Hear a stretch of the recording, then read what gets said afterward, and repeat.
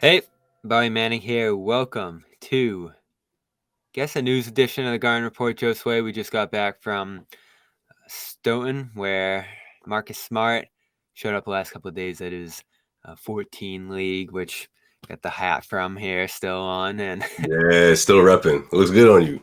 we got to talk to Smart today, this afternoon. 10-minute or so chat you can find over at CLNS Media, article up on clnsmedia.com.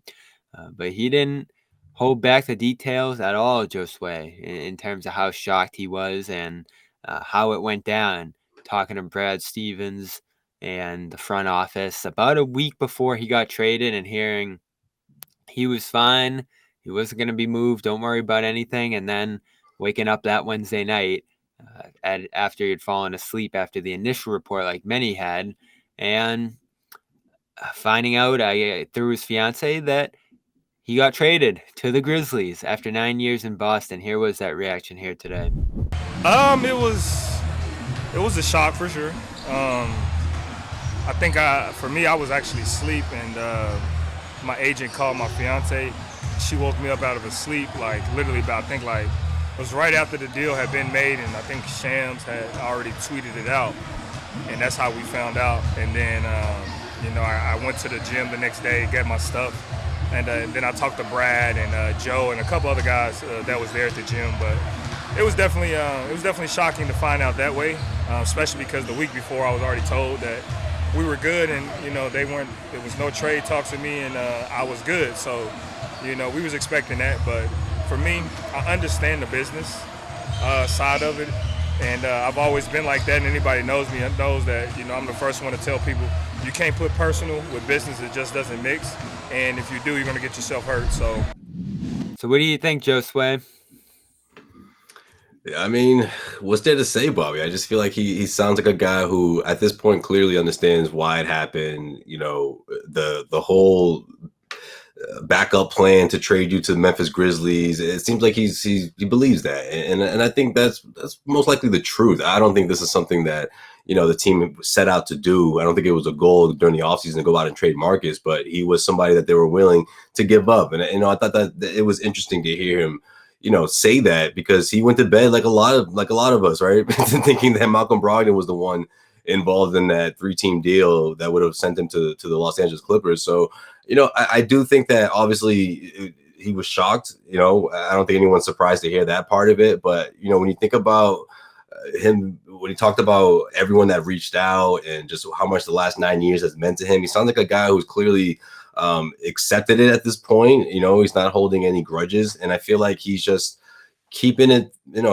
positive, moving forward, going to the Memphis Grizzlies, knowing that it's a good opportunity, and knowing that, like I asked him, that's a team that wants you, like that's the positive of being traded, right? That, yeah, while a team is letting you go and sending you to another team, that other team is happy to have you. And that, of course, is the Memphis Grizzlies. And not just because of what's going on with John Morant, him missing those first 25 games of the upcoming season, but also just because it's a great opportunity and because it's a team that finished second in the Western Conference last season. So I think he's taking it in stride. I think Marcus is a professional in the sense that he's not going to, again, hold grudges or go out saying things that anything derogatory about this organization, because he knows that for the most part that it was a great relationship between the two, and that they both got a lot of things done, even though it wasn't the ultimate goal, which of course winning the championship.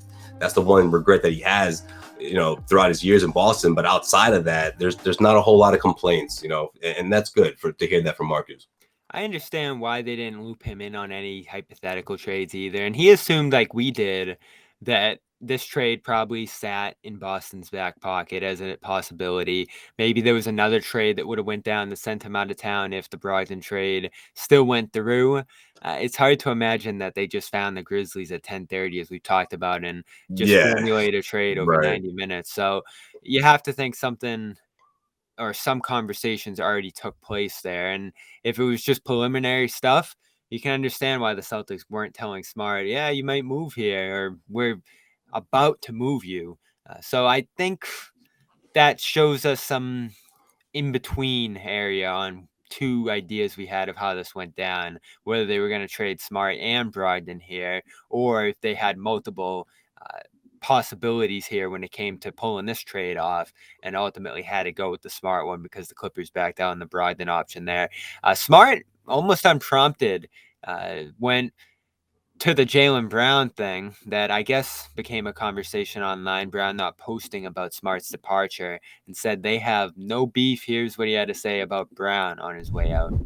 You know, I actually want to clear up something I seen online that it was going around that because JB didn't post something about me like JT did, that we had beef. Jason and Jaylen are my brothers for life. And I don't think what people see isn't enough of what and how our relationship really is. We've been through a lot together. We've been through a fire. My mom passed away. JB was actually one of the people on that plane that came to Dallas to the funeral. So I just wanted to shut all rumors down now that me and JB have beef. I have no beef with anybody with the Celtics, none of my teammates. I love those guys. They love me. We're brother, and I know that if I'm ever in need or want anything, I can call those guys, and it's vice versa. But me and JB, we're great. That's my brother. He actually texted me, and he was just as disappointed as I was. So we're good. And just because JB or any of my teammates didn't post anything doesn't mean that we have any beef or something going on. So I just wanted to clear it on that. But there we go. I found this one interesting, Josue. That's a big conversation going back a couple of years here. Brown, Smart, back to the bubble, and the reports that locker room blow up centered around those two. They talked a lot over the last year or two here about how much their relationship evolved and improved. And I think you saw signs throughout, specifically this last year, of how close they've gotten and different comments they made about each other, the respect they formed for each other. And on the way out, Smart One emphasized that these two were close. They were on the plane together when Smart returned home for his mom's funeral. So he's trying to keep the ties close here. And clearly Tatum posting that he wants to reunite with him and get him a ring one day shows their relationship in itself. Yeah, I think that, Celtics fans were just, or at least some of them were quick to assume that maybe that's what led to this trade, right? Or that fractured relationship was something that it was a talking point when these trades were aligned. But it's really not about that, in my opinion. I feel like it was just more about Brad Stevens doing what it was going to take to get Kristaps Porzingis, and that having him in his essentially, fall through his fingertips was just something he wasn't going to allow. And if it took trading Marcus Smart, which clearly he knew that it was that would do it in the final hour, he wasn't afraid to do that. I think it has to do more about that. And for Marcus to go out and say what he said about Jaylen, I think that's great. I really do. I think it's just something that he wants to set these guys up in a way that they're able to lead in their own. And a lot of the stuff that we were talking about when the trade had just happened. And here's Marcus Smart pretty much saying the exact same thing, saying, look, this is I want these guys to succeed. I want to see not only how they grow as players, as individuals, but as leaders, because essentially I'm not in the mix anymore. I'm not the longest tenure Celtic anymore. And I think that for him to kill that narrative that there was a potential, beef between the two, I think that's great, because for him to say the entire team had reached out to him after the trade happened, and of course Jaylen was included in that, and for him to also remind people like, hey, not only, from the outside looking in, it might not look like we're really, really close, but this is a guy who was on the plane while I'm going to say goodbye to my mother. Like, that's how close we are. And, don't get it twisted, just because we're not dapping up all the time, just because he didn't have a huge farewell thing, post on IG or whatever, doesn't mean that they're not close. And I think a lot of that was misconstrued because of what Tatum put out, right? Just because just that part when he said, I hope we link up one time soon.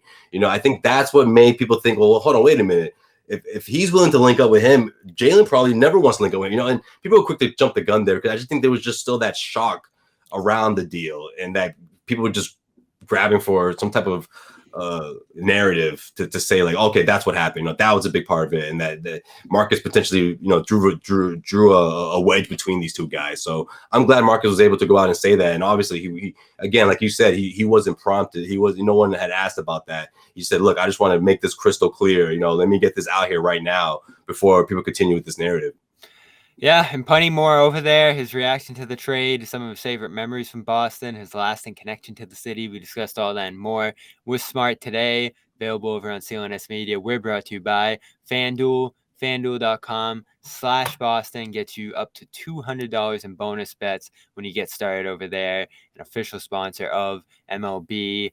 That's FanDuel.com/Boston, up to $200 in bonus bets when you head over there. And AG1, you know AG1, Yes, maybe a sir. different name, but drinkag1.com/garden gets you that same offer, year supply of vitamin D, 5 free travel packs with your first purchase over there. Go get the 75 vitamins, minerals, adaptogens, probiotics that you just pour in your water each morning to get your day started right, feeling good. With that tropical flavor, it's drinkag1.com/garden. For Josue Pavon, Bobby Manning, we'll have more this week as news continues into the offseason. And of course, Marcus Smart gave his first reaction to that surprising trade just a week ago today. Go check that out on CLNS Media. Sign up at FanDuel.com/Boston and get in on the action with $200 in bonus bets.